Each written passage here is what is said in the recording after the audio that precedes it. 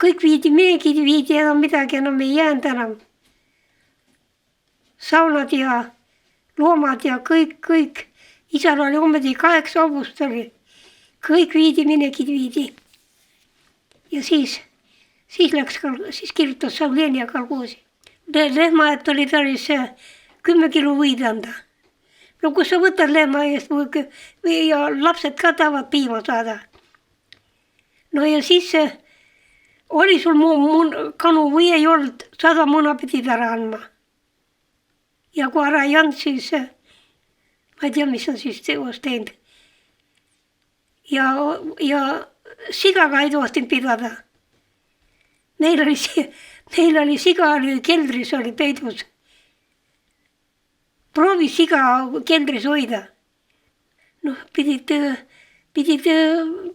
kõik kannatama ja tegema seda tööd ja midagi sul tööpäeva peale midagi ei antud. Ainult kirjutati üks tööpäev ja kõik. Inimestel ka tuli puudust oli. Mõni võttis ka natukese. Mitte koti sisse, aga kuskile tasku võttis. Veel oli tädi Liisi, temale mees ka viidi ära sinna, ta kolhoosi ei läinud ja viidi minegi ja rohkem keski teda ei näinud ära. No ja neil 8 last jäi. Ja neil oli viljapõllud olid ümberringi olivad, aga selle enamast olid just hakid. Ja hakid siis, mis ta on, pärast peksiti ära seda nisu. No ja need läksid siis tõivad saab põllult, et toome vihi ja taum ära ja siis praemendile pani peal.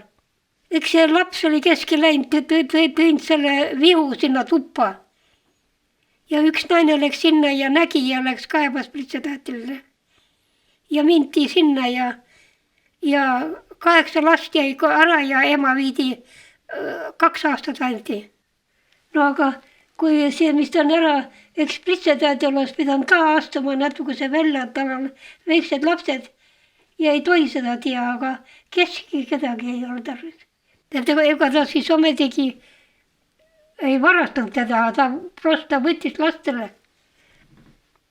lastele süüa.